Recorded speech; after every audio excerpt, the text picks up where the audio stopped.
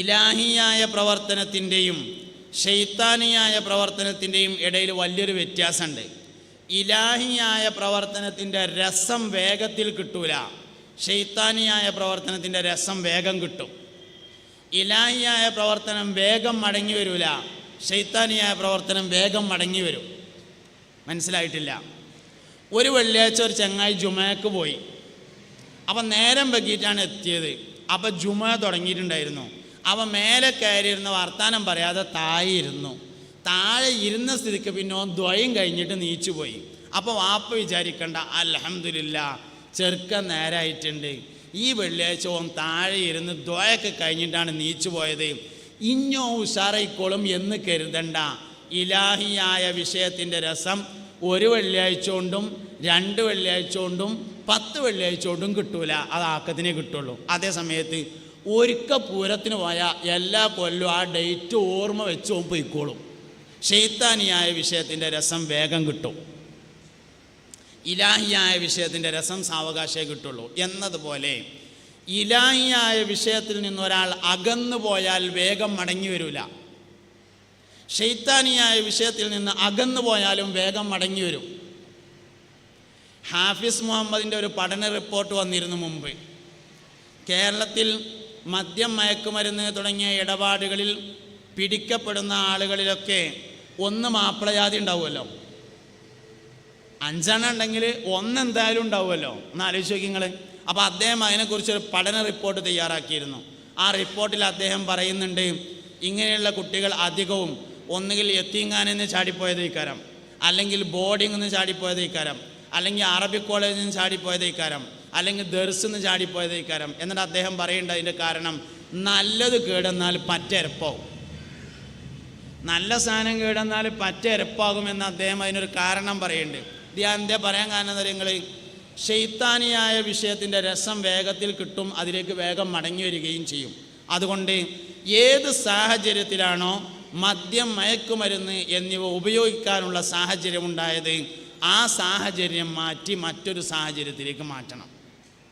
രണ്ടാമത്, ഒരു നാട്ടിൽ ഒരു സ്കൂളിൽ അല്ലെങ്കിൽ ഒരു കോളേജിൽ ഒരു കുട്ടിക്ക് ലഹരി കിട്ടി എന്ന് പറഞ്ഞാൽ അതിൻ്റെ അർത്ഥം അവിടെ ലഹരിയുടെ വിതരണം നടക്കുന്നുണ്ട് എന്നാണല്ലോ.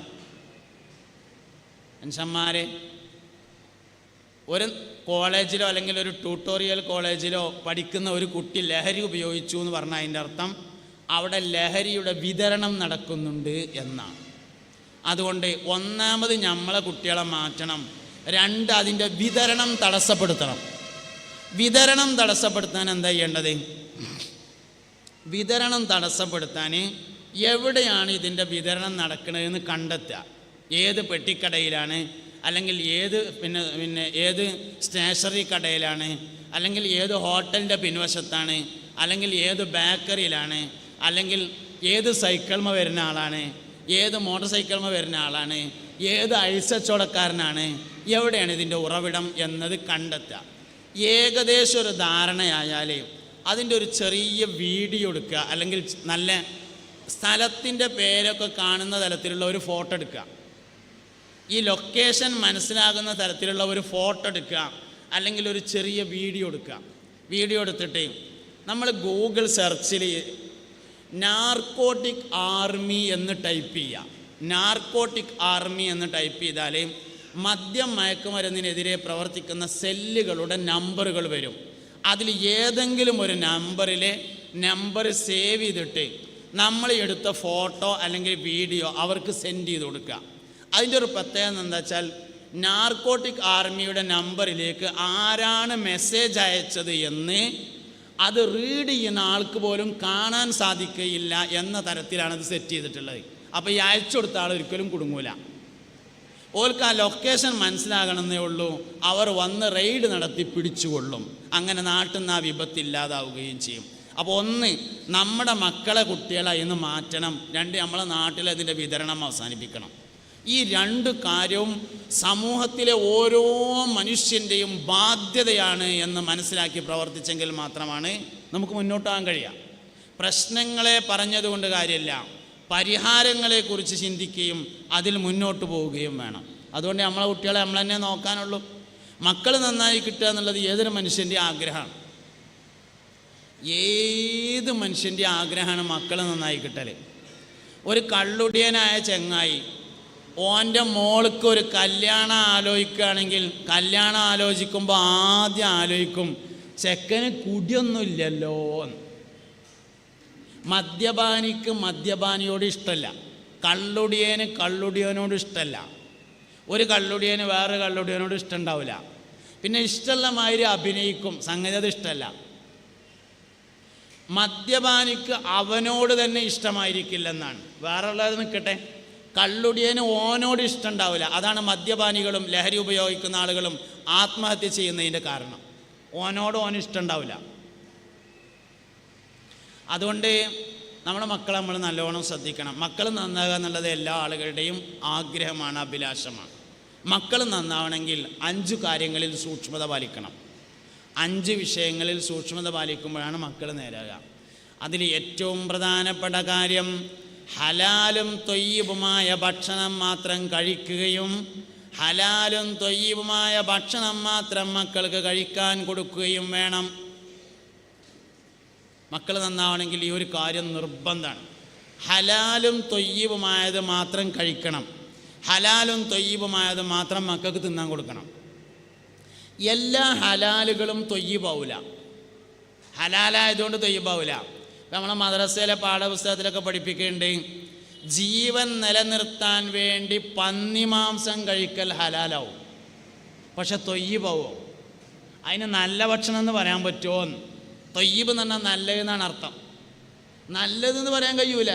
ത്വയ്യിബ് വേറെയാണ്, ഹലാല് വേറെയാണ്. ഹലാലായതുകൊണ്ട് ത്വയ്യിബാവില്ല. ഇപ്പം ഇവിടെ ഒരു കടലമണി കിടക്കുന്നുണ്ടെന്ന് വിചാരിക്കുക, ഒരു കടലൻ്റെ മണി, ഒരു കടലമണി. അത് നമുക്ക് കിട്ടിയാൽ കിട്ടിയ ആൾക്ക് തിന്നാം, ഹലാലാണ്. കാരണം നഷ്ടപ്പെട്ട ആൾ ഒരു കടലമണി അന്വേഷിച്ചിങ്ങനെ നടക്കുമോ? ആർക്കെങ്കിലും ഒരു കടലമണി പോയിട്ടുണ്ട് കിട്ടിയിട്ടുണ്ടോ എന്ന് ചോദിക്കോ? ഇല്ല. നഷ്ടപ്പെട്ട ആൾ പിന്തിരിഞ്ഞു പോകുന്ന ഒരു സാധനത്തെ ഒരാൾക്ക് കിട്ടിയാൽ അത് കിട്ടിയ ആൾക്ക് ഉപയോഗിക്കാമെന്നാണ് ശരീഅത്തിൻ്റെ നിയമം. മനസ്സിലാകേണ്ടിയിരിക്കുന്ന വിചാരിക്കണേ. ഒരു 100 റുപ്യ കിട്ടിയാലേ ആർദാ 100 റുപ്യ എന്ന് ചോദിക്കണം. 1,00,000 റുപ്യ കിട്ടിയാൽ 3 മാസം ചോദിക്കേണ്ടി വരും. ഒരു 1ൻ്റെ കൊട്ടന് റുപ്യാണെങ്കിൽ ആർദാ ഒരു കൊട്ടെന്ന് ഒറ്റ ചോദ്യം ചോദിക്കുക, ആളില്ലെങ്കിൽ കിട്ടിയ ആൾക്ക് എടുക്കാം. ഇതാണ് ശരീഅത്തിൻ്റെ നിയമം. ഇത് നഷ്ടപ്പെട്ടവൻ എത്രയാണോ അന്വേഷിക്കുക അത്രയാണ് അതുമായി പരസ്യം ചെയ്ത് നടക്കേണ്ടത്. ഏത് കാര്യം അങ്ങനെയാണ്. അപ്പോൾ ഒരു കടലമണി കിട്ടിയാൽ അന്വേഷിക്കേണ്ട, അത് ഹലാലാവും. പക്ഷെ ത്വയ്യിബാവോ? ഇല്ല, ത്വയ്യിബാവില്ല. ഹലാലായി എന്ന് എഴുതി ത്വയ്യിബാവില്ല. ഇന്നിപ്പോൾ അധികം ആൾക്കാരും കച്ചവടക്കാരാണ്. കച്ചവടങ്ങൾ ഹലാലാകാൻ പല വഴിയുണ്ട്. കച്ചവടം ത്വയ്യിബാകാൻ കുറഞ്ഞ വഴികളേ ഉള്ളൂ. എല്ലാവരും ഒരു നിലക്ക് അല്ലെങ്കിൽ മറ്റൊരാൾക്ക് കച്ചവടക്കാരേക്കാരം. എന്തെങ്കിലും ആയിട്ട് നമുക്കൊക്കെ കച്ചവടം ഉണ്ടാവും. ഒന്നുമില്ലെങ്കിൽ പാർക്കണ വരയിൽ വിൽക്കണ കച്ചവടക്കാരനാവും, കച്ചവടം ഉണ്ടാവും. എല്ലാവരും കച്ചവടക്കാരാണ്. കച്ചവടത്തിൽ ഇന്ന് ഹലാലായ കച്ചവടം ധാരാളം ഉണ്ട്, പക്ഷെ അതൊന്നും നമ്മൾ ചെയ്യൂല. എന്തെങ്കിലും വേണ്ടാത്തുണ്ടെങ്കിൽ അത് മാത്രം ചെയ്യും. 5 വക്തും സുബഹിയും പള്ളിയിൽ നിന്ന് ജമാഅത്തായിട്ട് നിസ്കരിച്ചിട്ട് സുബഹി നിസ്കാരം കഴിഞ്ഞ് 2 പേജ് ഖുർആൻ ഓതിയിട്ട് സൂപ്പർ മാർക്കറ്റ് തുറക്കാൻ പോയിട്ട് സൂപ്പർ മാർക്കറ്റ് തുറന്ന് വെച്ചിട്ട് ചൈനയിൽ നിന്ന് സാധനം ഇറക്കിയിട്ട് ജപ്പാൻ്റെ സ്റ്റിക്കർ ഒട്ടിച്ച് വിൽക്കുക. തൊയ്യിബാവൂല തന്നെ സംഗതി. കുട്ടികളെന്തേ ഇങ്ങനെ ആയത് എന്നതിന് ഒരു മറുപടിയാണ്. നിങ്ങൾ ചിരിച്ചിട്ടൊന്നും കാര്യമില്ല, സംഗതി അങ്ങനെയാണ്. കുട്ടികളെന്തേ ഇങ്ങനെ ആയത് എന്നതിന് ഒരു മറുപടിയാണുള്ളത്. നാട്ടിൽ 2 മുറി പീടികയും വാടകട്ടുള്ള 4 കോട്ടേഴ്സൊക്കെ ആയപ്പോഴേക്ക് അറബി ഏകദേശം യത്തീങ്ങാനെ ചേരാൻ പറ്റിയ കോലത്തിലായിട്ടുണ്ട്. തന്നെ സംഗതി. എന്നിട്ട് കുട്ടികൾ സ്വാലിഹാകാൻ വേണ്ടിയിട്ട് വയലുക്ക് 1001, ആ 1001 അറബിക്ക് ഗൂഗിൾ പേ ചെയ്ത് കൊടുത്താൽ പിന്നെ നേരാവും. കാരണം ഓൻ്റെ മേശൻ്റെ ഉള്ളിൽ കൂടെ കൈയിട്ടാണ്ട് വലിച്ചതാണ് ഈ പീഡിയ റൂമും ഈ കോട്ടേഴ്സും ഈ കച്ചവടം ഈ പൈൻറ്റും പീടിയും ഈ ഹാർഡ്വെയർസും ഈ വണ്ടിയും ഈ പറമാണിത്തരൊക്കെ. എല്ലാവരെ പറ്റിയിട്ടും അല്ലേ പറഞ്ഞത് കേട്ടോ. എന്നാൽ പിന്നെ ഏകദേശം എല്ലാവരെ പറ്റിയിട്ടും ആണേനും നല്ലല്ലേ മനസ്സിലാവുള്ളൂ. അതന്നെ സംഗതി. കുട്ടികൾ നേരാവാത്തതിൽ ഒറ്റ കാര്യം മാത്രമേ ഉള്ളത്, തിന്നാൻ കൊടുക്കണ ഭക്ഷണം ഹലാലും തൊയ്യിബുമല്ല. തന്നെ വിഷയം. പഴയ കാലത്തെ ആൾക്കാർ നേരായിരുന്നു. മുയ്യദ്ദീൻ ഷേഖിൻ്റെ വാപ്പാനെ പറ്റിയൊരു കഥ ഉണ്ടല്ലോ. മുഹ്യിദ്ദീൻ ഷേഖ് റളിയല്ലാഹു അൻഹുവിൻ്റെ വാപ്പാനെ പറ്റിയൊരു കഥ ഉണ്ട് അബൂ സ്വാലിഹിനെ കുറിച്ച്. അബൂ ഹനീഫ ഇമാമിൻ്റെ വാപ്പാനെ പറ്റിയാണ് ആ കഥ എന്ന അഭിപ്രായമുണ്ട്. എന്ത് പരിഗണിച്ചാലും രണ്ടും ഉഷാറുള്ള ആൾക്കാരാണ്. കഥ ഇതാണ്. അബൂ സ്വാലിഹ് എന്ന് പറയുന്ന ആൾ, ഈ കഥ നിങ്ങൾ കേട്ടിട്ടുണ്ടാവും. അബൂ സ്വാലിഹ് എന്ന് പറയുന്ന ആൾ ഒരു ദിവസം പുഴയ്ക്ക് കുളിക്കാൻ പോയി. പുഴയ്ക്ക് കുളിക്കാൻ പോയപ്പോൾ നല്ലോണം വിശപ്പുണ്ടായിരുന്നു.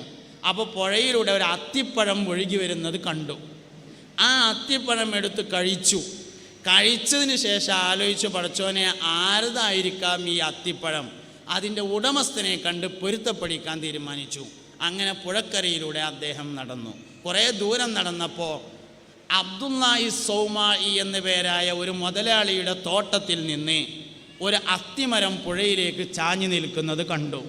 താൻ കഴിച്ച അത്തിപ്പഴവും ആ അത്തിമരത്തിൽ നിൽക്കുന്ന അത്തിപ്പഴവും ഒരുപോലത്തതാണ് എന്ന് മനസ്സിലാക്കിയപ്പോൾ അബ്ദുല്ലാഹി സൗമായിയോട് ചെന്നിട്ട് പറഞ്ഞു, ഇങ്ങളെ മരത്തുമെന്ന് പുഴയ്ക്ക് വീണ ഒരു അത്തിപ്പഴം ഞാൻ അറിയാതെ തിന്നിട്ടുണ്ട്, ഇങ്ങളത് പൊരുത്തപ്പെടണം എന്ന് പറഞ്ഞു. അപ്പോൾ പറഞ്ഞു, ഞാൻ പൊരുത്തപ്പെട്ടൊരുലാറുണ്ട്. എന്താ പൊരുത്തപ്പെടാൻ ചെയ്യേണ്ടതെന്ന് ചോദിച്ചു. അതിൽ പറഞ്ഞു, എനിക്ക് കയ്യും കണ്ണും കാലും ഇല്ലാത്തൊരു പെണ്ണുണ്ട്, ഓളെ കെട്ടണം, എന്നാൽ പൊരുത്തപ്പെട്ടരാർ. മൂപ്പര് ചോദിച്ചു, വേറെ എന്തേലും വയ്യുണ്ടോ ചോദിച്ചു. ഒരു വയ്യും ഇല്ല പറഞ്ഞു. എന്നാൽ പിന്നെ കെട്ടെന്നെ അറിഞ്ഞു. കെട്ടി. കഥ നിങ്ങൾക്ക് അറിയണതാണ്. ആ സ്ഥലത്ത് ഞാനോ നമ്മളാരെങ്കിലും ആയിരുന്നു എന്ന് വിചാരിച്ചു നോക്കി, എങ്ങനെ ഉണ്ടാവും? ഒന്ന്, അത്തിപ്പഴം തിന്നത് പൊരുത്തപ്പെടിക്കാൻ പോകൂല. ഇനി പോയി എന്ന് വിചാരിച്ചോളി. അത്തി മുതലാളിയെ കണ്ടിട്ട് പറഞ്ഞു, ഞാനൊരു അത്തിപ്പഴം തിന്നിട്ടുണ്ട്, അത് പൊരുത്തപ്പെട്ടെന്ന് പറഞ്ഞപ്പോൾ അയാൾ പറഞ്ഞു, ഒരു 4 കൊല്ലം എൻ്റെ തോട്ടത്തിൽ ജോലി ചെയ്യണം എന്ന് പറഞ്ഞു എന്ന് വിചാരിച്ച എന്തേക്കാരം മറുപടി? പിന്നെ ഇത്ര വലുപ്പത്തിലൊരു സാലിം പൈസിനെ വേറെ നോയിക്കോളി പറഞ്ഞാൽ പോരൂലേ? മുയ്യദ്ദീൻ മരത്തെ കുട്ടികൾ നമുക്ക് ഉണ്ടായില്ല. അതിൻ്റെ കാരണം അതാണ്, തിന്നാൻ കൊടുത്ത സാധനം നേരായിട്ടില്ല. അതാണ് കാരണം. കുട്ടികൾ നന്നാവാത്തതിന് ഒരു കാര്യം മാത്രമേ ഉള്ളൂ, ഭക്ഷണം തൊയ്യിബല്ല എന്ന ഒറ്റ കാരണമാണ് അതിനുള്ളത്. ഇത് നമ്മൾ ശരിക്കും മനസ്സിലാക്കണം. ഭക്ഷണം തന്നെ സംഗതി. ഇന്നിപ്പോൾ ഭൂരിഭാഗം ആൾക്കാരും സ്ഥലക്കച്ചവടക്കാരാണ്. 5 സെൻറ്റ് 3 സെൻറ്റ് 10 സെൻറ്റ് അവിടെ ഉണ്ട് ഇവിടെ ഉണ്ട്, പോയി നോക്കുക, തൊട്ട് കൊടുക്കുക, അതൊക്കെയാണ് പരിപാടി എല്ലാവർക്കും ഉള്ളത്. എല്ലാവർക്കും സ്ഥലക്കച്ചവടം. ഞമ്മക്ക് തന്നെ വലിയ കച്ചവടമുള്ളൂ, നമ്മളാണ് വലിയ ആൾക്കാർ. എന്നാ ഉമർ ഖത്താബിന് സ്ഥലക്കച്ചവടമായിരുന്നു. ഉമർ ബിൻ ഖത്താബ് റളിയല്ലാഹുവിൻ്റെ ചരിത്രം പഠിച്ചു നോക്കി. ഉമർ ബിൻ ഖത്താബ് റളിയല്ലാഹു സ്ഥലക്കച്ചവടക്കാരനായിരുന്നു. നമ്മളൊന്നല്ല വലിയ കച്ചവടക്കാർ, മൂപ്പർക്ക് കച്ചവടമാണ്. സയ്യിദുനാ ഉമർ അമീർ സ്ഥാനം ഏറ്റെടുത്തതിന് ശേഷമാണ് കച്ചവടം നിർത്തിയത്. അതുവരെയും മഹാനവറുകൾ സ്ഥലക്കച്ചവടക്കാരനായിരുന്നു സയ്യിദുനാ ഉമർ ബിൻ ഖത്താബ് റളിയല്ലാഹു അൻഹു. നമുക്കൊരു 5 സെൻറ്റ് ഉണ്ട്, എത്ര റുപ്യക്കും വിൽക്കാം. പക്ഷെ തൊയ്യിബാകണമെങ്കിൽ അത് വാങ്ങിയിട്ട് അതിൽ പാർക്കണ ആളുണ്ടല്ലോ, അയാൾ എന്നും അൽഹംദുലില്ലാ എന്ന് പറഞ്ഞുകൊണ്ടിരിക്കണം. എന്നാൽ തന്നെ ഇതെന്താ വെച്ചാൽ വേസ്റ്റോ കൂടി കൊണ്ടെങ്ങാണ്ട് ഇട്ടുങ്ങാണ്ട് തൂർത്തുങ്ങാണ്ട് മേലെ കുറച്ച് ചുവന്ന മണ്ണിട്ടാണ്ട് വായച്ചിക്കാണ്, എന്നിട്ട് വില കൂട്ടി വിറ്റിക്കാണ്. ഓൻ പെരക്ക് പാതകം കീറിയപ്പോഴല്ലേ രേശാണ്ട് മാന്തി നോക്കുമ്പോൾ എല്ലും കോലും ഒക്കെയാണ് അടിയിലുള്ളത്. ഇങ്ങനെ നേരാവുക? എങ്ങനെ നേരാവുക നിങ്ങൾ പറയും? നൽകുന്നവൻ്റെ സംതൃപ്തി ഉണ്ടെങ്കിൽ മാത്രമാണ് കച്ചവടത്തിലെ വരുമാനം തൊയ്യിബാവുള്ളൂ. അല്ലെങ്കിൽ ഹലാലാകും. ഹലാല് മൊത്തം തിന്നാനൊന്നും പാടില്ല, തൊയ്യിബേ തിന്നാൻ പാടുള്ളൂ. ളുഹർ നിസ്കാരം കഴിഞ്ഞ് പള്ളിക്കൊന്ന് പോകുമ്പോൾ അബ്ദുറഹ്മാൻ കാക്കാൻ്റെ മൂവാണ്ടം മൂച്ചിമെന്ന് ഒരു മാങ്ങ ഉണ്ട്, റോട്ടിക്ക് ചാടി കിടക്കണം. ആ എടുത്തുങ്ങാണ്ട് പോയിട്ട് മീൻതരി ഇട്ടുങ്ങാണ്ട് ചമ്മന്തി അരച്ച് തിന്നാൽ ഹലാലാവും. കാരണം ഒരു മാങ്ങയൊന്നും ചാടിയതിന് അബ്ദുറഹ്മാൻ ഒന്നും പറയില്ല, അത് കൊണ്ടുപോയി തിന്നാം. തൊയ്യിബാകണമെങ്കിൽ അസർ നിസ്കാരത്തിന് വന്നപ്പോൾ അബ്ദുറഹ്മാനെ കണ്ടു. അപ്പോൾ ഓനോട് പറഞ്ഞു, പിന്നെ അബ്ദുറഹ്മാനെ, എൻ്റെ മൂവാണ്ടം മൂച്ചിമെന്ന് റോട്ടുമ്മക്ക് ചാടിയെന്നൊരു മാങ്ങ ഞാൻ കൊണ്ടുപോയിട്ടുണ്ട് കേട്ടോ എന്ന് പറയുമ്പോൾ അബ്ദുറഹ്മാൻ പറയണം, കുഞ്ഞാമതെ കൊണ്ടുപോയതും പൊരുത്തപ്പെട്ടു, ഇനി കൊണ്ടുപോകാനുള്ളതും പൊരുത്തപ്പെട്ടു എന്ന് പറഞ്ഞാൽ തൊയ്യിബായി. അതുകൊണ്ട് തിന്നുന്ന സാധനം തൊയ്യിബായിരിക്കണം. ദൂരം എന്നല്ല, രാമനാട്ടുകരയിലാണ് ഞാൻ പ്രസംഗിക്കുന്നത്. വണ്ടി ഇല്ലാത്ത കാലത്ത് ഞാൻ കണ്ണൂരിൽ നിന്നൊരു പരിപാടി കഴിഞ്ഞ് വരികയാണ്. കണ്ണൂരിൽ നിന്നൊരു പരിപാടി കഴിഞ്ഞ് വരുമ്പോൾ കോഴിക്കോട് പുതിയ സ്റ്റാൻഡിൽ ഭക്ഷണം കഴിക്കാൻ വേണ്ടി കയറി. ഒരു രാത്രിയും പകലൊക്കെ ഉള്ളത് തോന്നുന്നുണ്ട് ഒരു കടയിൽ. ഇപ്പോഴത്തെ അവിടുത്തെ ഒരു സാഹചര്യമൊന്നും എനിക്കറിയില്ല. ഒരു 8-9 കൊല്ലക്കായിട്ട് സ്ഥിരമായിട്ട് വണ്ടിയിലാണ് യാത്ര ചെയ്യുന്നത്. അതിന് മുന്നേ ഒരു ദിവസത്തെ ഒരു കഥയാണ് ഈ പറയുന്നത്. ഒരു ദിവസം ഇങ്ങനെ യാത്ര കഴിഞ്ഞ് വരുമ്പോൾ കോഴിക്കോട് പുതിയ ബസ് സ്റ്റാൻഡിൽ ഇറങ്ങിയിട്ട് ഭക്ഷണം കഴിക്കാൻ കയറി. അവ ചോദിച്ചു, ഞാനിവിടെ എന്താ ഉള്ളതെന്ന് ചോദിച്ചു. അതിൽ പറഞ്ഞു, ആംപ്ലേറ്റും ബ്രെഡും ഉണ്ട് പറഞ്ഞു. എന്നാൽ കൊണ്ടുവരികയായിരുന്നു. അങ്ങനെ ആംപ്ലേറ്റും ബ്രെഡും കൊടുന്നത് തിന്നു. അപ്പോൾ എല്ലാ മേശപ്പുറത്തും ഇങ്ങനെ കുപ്പിയിൽ വെള്ളം വെച്ചിട്ടുണ്ട്. അന്ന് ഈ കുപ്പിയിലെ വെള്ളം വലിയൊരു അത്ഭുതമുള്ള സംഭവമായിരുന്നു. മുമ്പ് നമ്മളൊക്കെ നാട്ടിൽ കല്യാണത്തിന് സോഡ കുപ്പിയിൽ സർവത്ത് കൊടുക്കുമല്ലോ. സംഗതി ക്ലാസ് പാരുന്ന അതേ സർവത്ത് തന്നെയാണ് കുപ്പിയിലുള്ളത്. എന്നാലും ആ കുപ്പിയിൽ നിന്ന് അതിങ്ങനെ വലിച്ചു കുടിക്കുമ്പോൾ ഒരു പ്രത്യേക രസമാണ്. എന്ന മാതിരി കുപ്പിയിൽ വെള്ളം വെക്കൽ ഇറങ്ങിയ സമയമായിരുന്നു. അപ്പോൾ എല്ലാ മേശപ്പുറത്തും ഇതേമാതിരി കുപ്പിയിൽ ഇങ്ങനെ വെള്ളം വെച്ചിട്ടുണ്ട്. ഞാൻ ആംപ്ലേറ്റും ബ്രെഡും കഴിക്കാൻ വേണ്ടി ഇരുന്ന മേശൻ്റെ അടുത്ത് 2 കുപ്പിയിൽ വെള്ളമുണ്ട്. ഞാൻ അതിന് ഒരു കുപ്പിയുടെ വെള്ളം എടുത്തുങ്ങാണ്ട് കുടിച്ചു.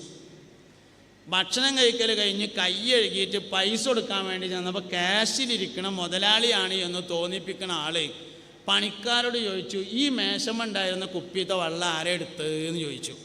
അപ്പോൾ എടുത്ത ആൾ ഞാനാണ്, എനിക്കറിയാലോ ഞാനെടുത്തതെന്ന്. ഞാൻ പറഞ്ഞു അത് ഞാൻ എടുത്ത് കുടിച്ചാണ് പറഞ്ഞപ്പോൾ അയാൾ പറഞ്ഞു, ആരെ നിങ്ങളോട് എടുക്കാൻ പറഞ്ഞത്? അത് ഞാൻ എനിക്ക് കുടിക്കാൻ വേണ്ടി പെരേന്ന് കൊണ്ടുവന്നതാണല്ലോ. ഓൻ്റെ കുട്ടിയെ സിറാത്ത് പാലത്തുമ്പോൾ മണ്ടാൻ വേണ്ടിയിട്ട് മജ്ലിസിനോർക്ക് 313. ആർക്കാ ഓൻ്റെ 313 വേണ്ടത്? ഓന് കുടിക്കാൻ വേറെ വെള്ളം, നാട്ടുകാർക്ക് കൊടുക്കാൻ വേറെ വെള്ളമാണെങ്കിൽ മക്കൾ നന്നാവൂല എന്നാണ് ഈ പറഞ്ഞതിൻ്റെ അർത്ഥം.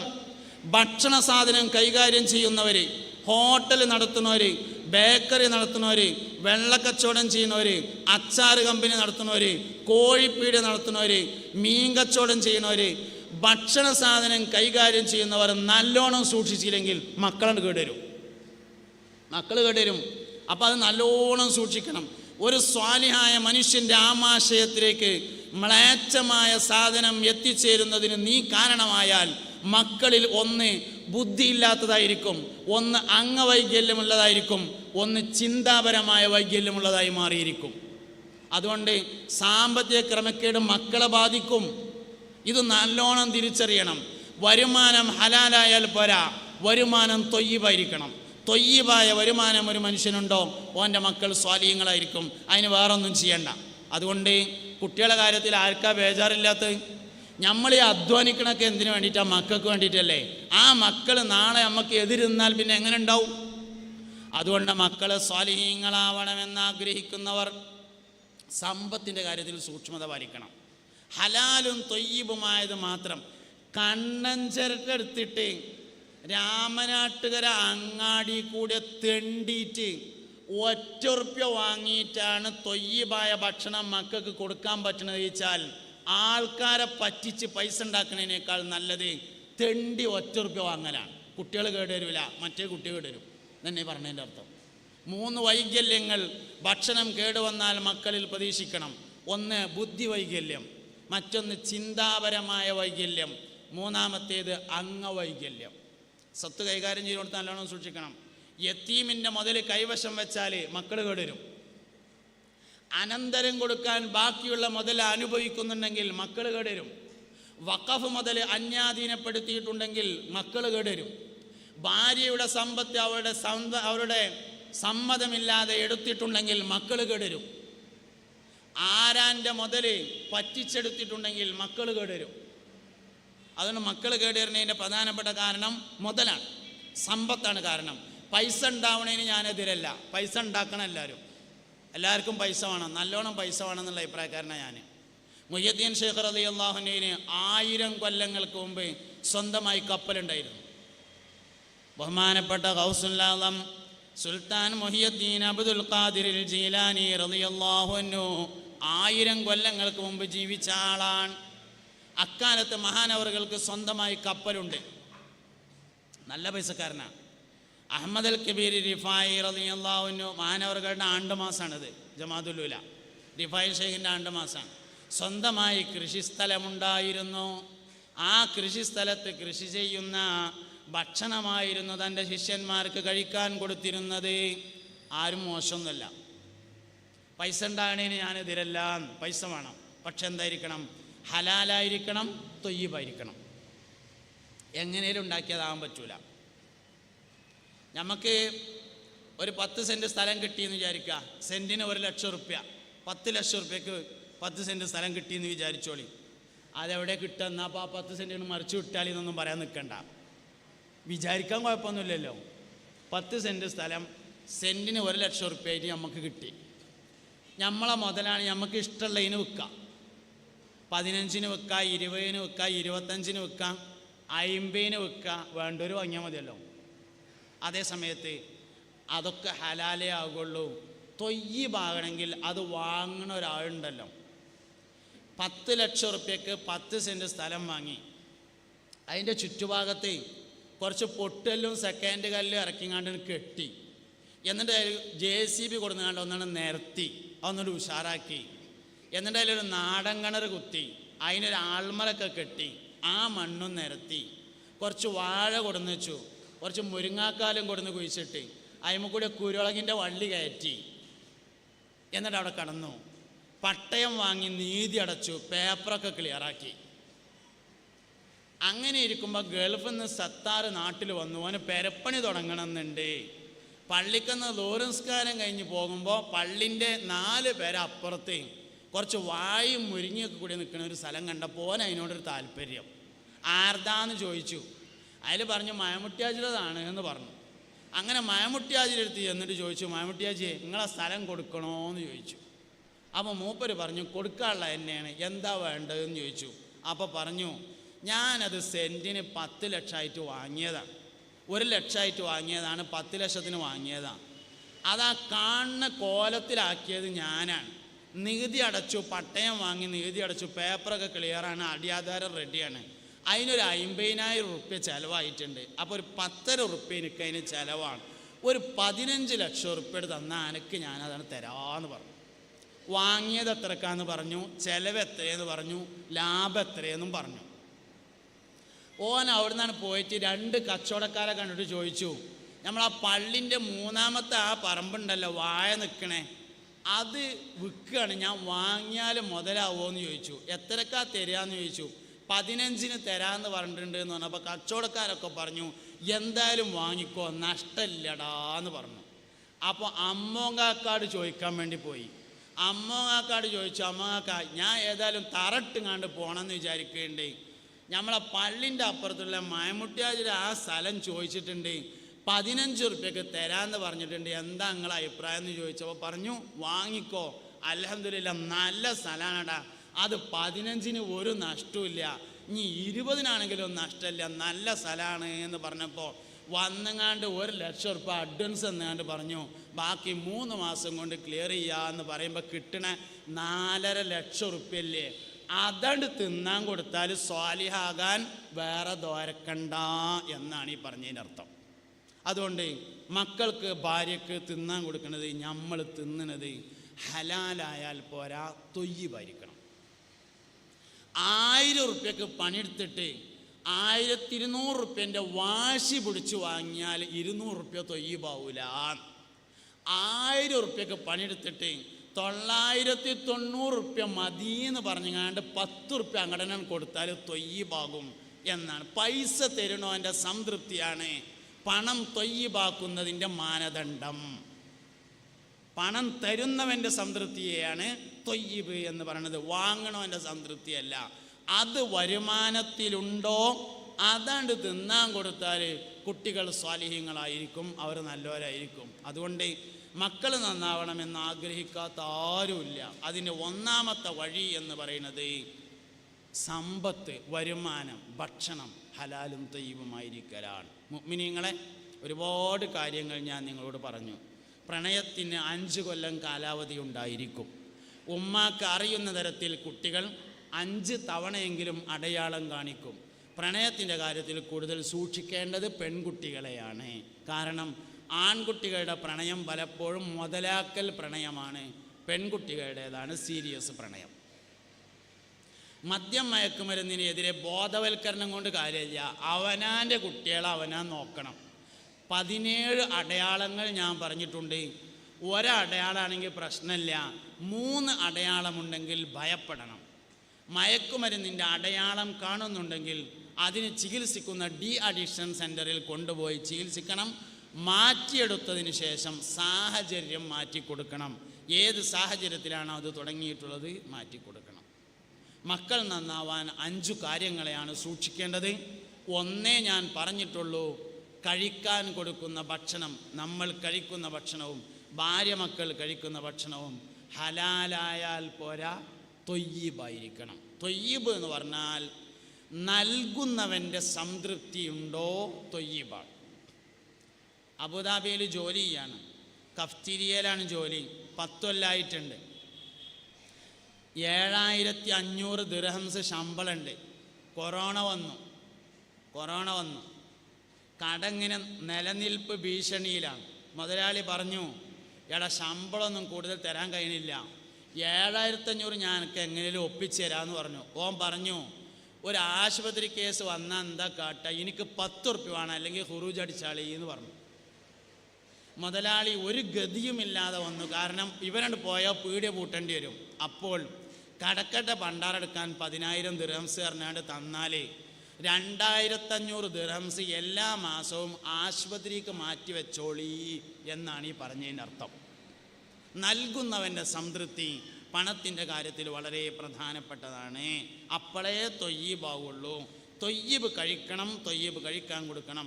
മക്കൾ നേരാവും, കുടുംബം നേരാവും, എല്ലാവരും സ്വാലിഹ്യങ്ങളായിത്തീരും. മഹല്ല് കമ്മിറ്റി വളരെ നല്ല ഒരു സദുദ്യമത്തിനാണ് ഇവിടെ തുടക്കം കുറിച്ചിട്ടുള്ളത്. ഇതൊരു അവസാനത്തെ പരിപാടിയാകരുത് എന്നും ഇടക്കിടക്ക് ഇതുപോലെയുള്ള ബോധവൽക്കരണങ്ങളും പരിപാടികളൊക്കെ നടക്കണം. യുവാക്കളെ വേറെ വിളിക്കണം, കുട്ടികളെ വേറെ വിളിക്കണം, പെൺകുട്ടികളെ വേറെ വിളിക്കണം, ആൺകുട്ടികളെ വേറെ വിളിക്കണം. പറഞ്ഞ് കുഴങ്ങരുത്. നമുക്ക് അങ്ങനെ ഉണ്ടല്ലോ, പറഞ്ഞിട്ട് കുഴങ്ങിയെന്ന് തോന്നരുത്. പറഞ്ഞുകൊണ്ടേയിരിക്കുക. പറഞ്ഞാൽ ആളുകൾ നന്നാവും, ആളുകൾ നല്ലവരാണ്. പൊതുവെ മനുഷ്യൻ പൊതുവെ നല്ലവനാണ് എന്ന ഒരു കാഴ്ചപ്പാടിൽ നമ്മൾ മുന്നോട്ട് പോകണം. അള്ളാഹു റബ്ബുൽ ഇസ്സത്ത് അനുഗ്രഹിക്കട്ടെ. അൽ ഫാത്തിഹ.